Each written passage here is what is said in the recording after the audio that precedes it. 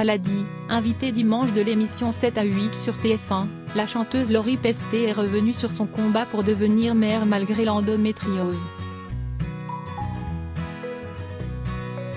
Très engagée, la chanteuse et comédienne milite désormais pour la légalisation de la congélation d'ovocytes en France.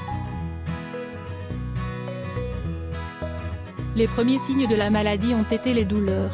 Des douleurs, mais atroces. Invitée ce dimanche 24 mars dans 7 à 8 sur TF1, Lori Pesté a pris la parole pour évoquer le mal dont elle souffre depuis des années. Atteinte d'endométriose, la chanteuse est revenue sur son quotidien marqué par cette maladie gynécologique encore méconnue, mais qui touche une femme sur 10. C'était au moment de mes règles, pendant 2 jours, j'étais coincée. J'étais obligée de rester au lit avec des antidouleurs et une bouillotte sur le ventre. Je ne pouvais pas sortir du lit.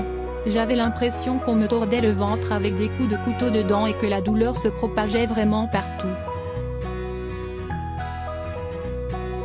C'est-à-dire que j'avais des douleurs qui me lançaient dans les jambes, a détaillé la jeune femme âgée de 36 ans, qui pensait que c'était normal d'avoir mal durant les règles, c'est ce qu'on entend au collège. Ce n'est qu'après avoir fait une grossesse extra-utérine qu'elle découvre qu'elle est touchée par cette maladie caractérisée par la présence de tissus utérins en dehors de la cavité utérine. Très souvent, il faut 7 ans pour diagnostiquer cette maladie.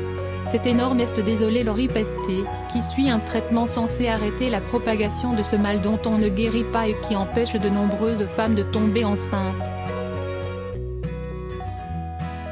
La comédienne, qui a choisi de quitter la série Demain nous appartient pour se consacrer à nouveau à la chanson ainsi qu'à sa vie personnelle, a décidé de congeler ses ovocytes en Espagne. On m'a dit que je n'étais pas assez sévèrement atteinte d'endométriose pour pouvoir congeler mes ovocytes, nous expliquait en octobre dernier Lori Pesté. Militant pour le droit de pouvoir congeler ses ovocytes en France, elle a même interpellé Emmanuel Macron dans une lettre ouverte.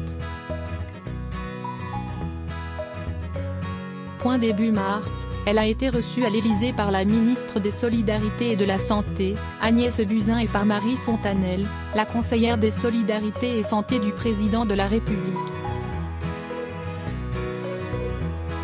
Nous avons évoqué les travaux en cours au ministère pour une meilleure prise en compte de l'endométriose ainsi que les perspectives de la révision de la loi bioéthique au cours de laquelle sera débattue la possibilité de conserver ces ovocytes. Une belle rencontre avec une femme concernée par nos problèmes, déclarait la comédienne dans une story sur Instagram.